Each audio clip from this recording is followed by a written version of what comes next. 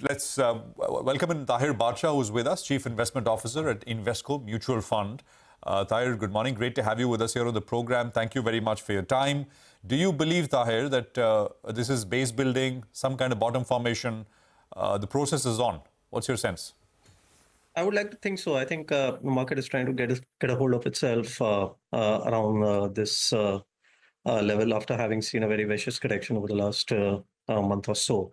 I would think that we had certain issues as far as our domestic economy is concerned, particularly with respect to growth, as we all know.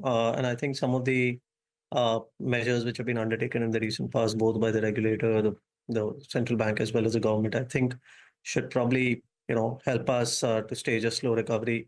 It will be a slow grind as we see it probably in the first half of calendar year 25. So I think by and large, from the domestic standpoint, we are kind of fine. Of course, the global environment still to our mind remains tough.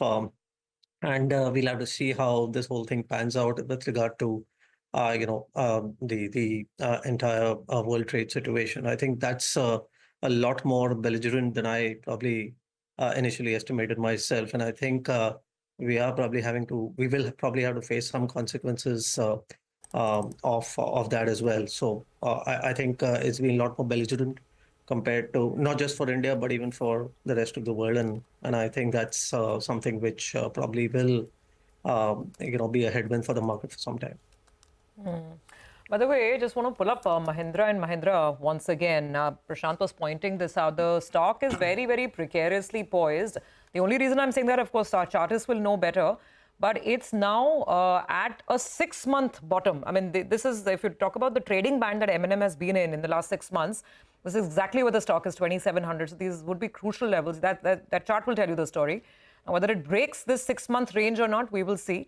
But there's a lot of additional pressure coming in. Let's pull up once again maybe a 7-day chart. We've been showing you that what the stock has done. 7 days has been absolutely pummeled, 14-15% gone. And this ties in, 13% down in 7 days. This ties in, Tahir, hi morning. It ties in with exactly what you're saying, right? This tariff issue or whatever's happening on negotiations with the US, they are beginning to act up. I mean, a part of perhaps why M&M is falling, maybe you could say attributed to profit booking. Stocks had a dream run. But there is genuine fear, right? There's genuine fear about what happens if US automakers start, rolling in on Indian roads, if those tariffs are lowered. This morning, anyway, we've got a very bleak outlook from SIAM, talking about just 1 to 2% growth in PVs, X of SUVs. SUVs are doing well. How would you look at not just M&M, but in general, the large cap auto space, which has anyway failed to fire in the last many months, barring, 1 or 2 names? So I agree with Surbhi. Like as I said, we are going to probably see some of our Indian industries being at the receiving end of things as a result of this whole reciprocal tariff issue. And probably autos could be one of them in some way or the other. And that is something which has been very prominently highlighted by the US president as well.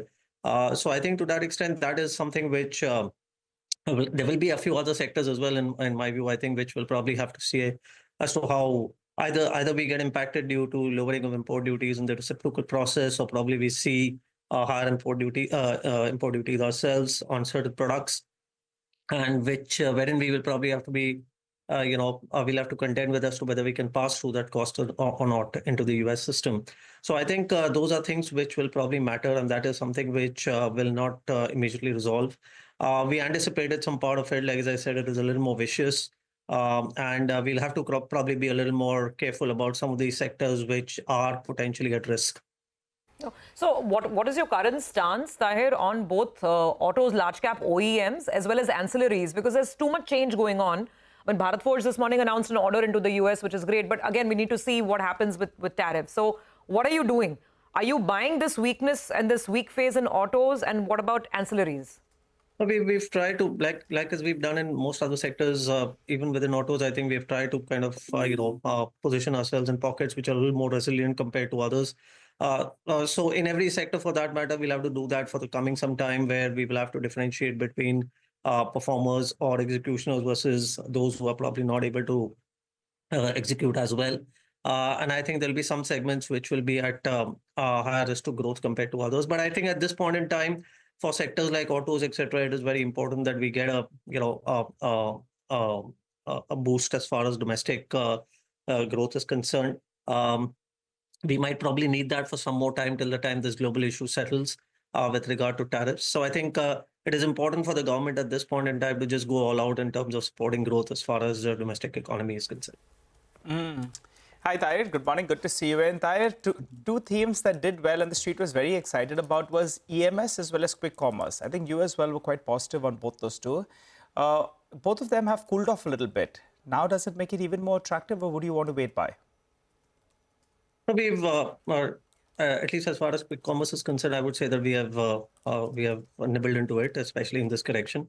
I think it'll take again here to the food delivery part of the business, and most of the companies which are around is well understood and is well discounted, and to that extent that remains a reasonably good support as well for the entire enterprise as such.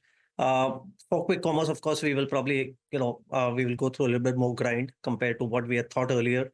And we'll have to probably allow for competition to kind of settle down. That will probably take a little longer, in my view, compared to what it has probably been for, let's say, the food delivery business for that matter.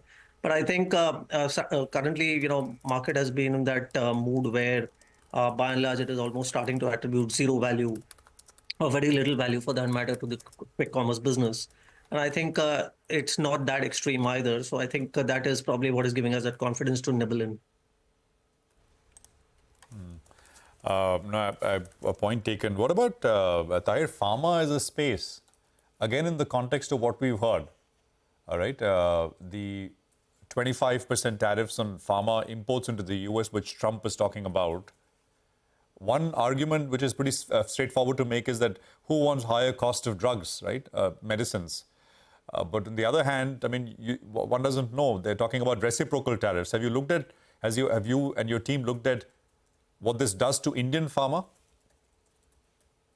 Yeah, so, I think this is again something which we have to still, we'll see how it evolves, because we don't really know exactly what these specific tariffs could probably involve. There are two sets of considerations here. One is to neutralize the deficit at an aggregate level, and then it is also about reciprocal tariffs. And I don't think it is one versus the other. Both will probably happen simultaneously for every sector, and so goes for pharma as well. So again, coming back to the same thing that we'll have to probably once again, differentiate. There are some companies which are at relatively higher risk compared to the others. I think some of the my sense would be, and this is something which I'm not fully confident about, but I would still like to surmise that some of the more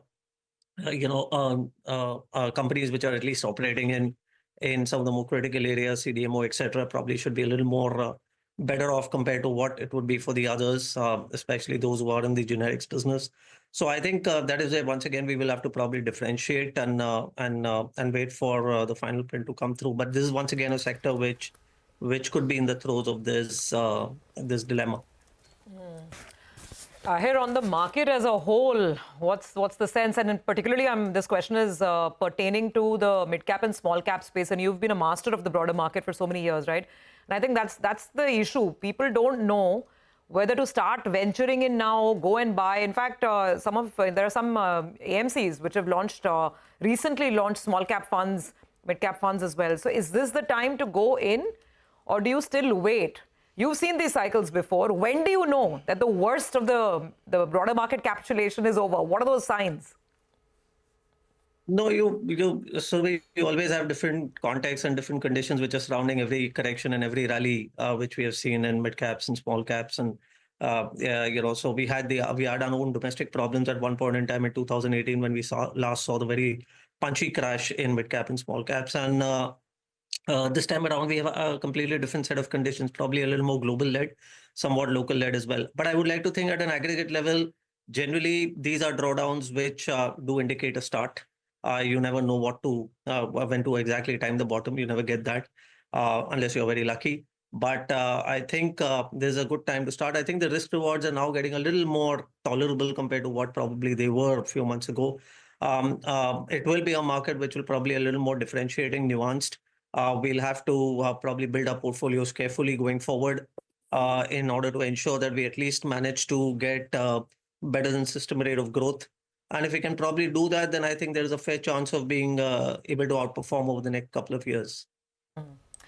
All right, Tahir, on that optimistic note, we will wrap up this conversation. Thank you very much for joining in and giving us a perspective on the market. And we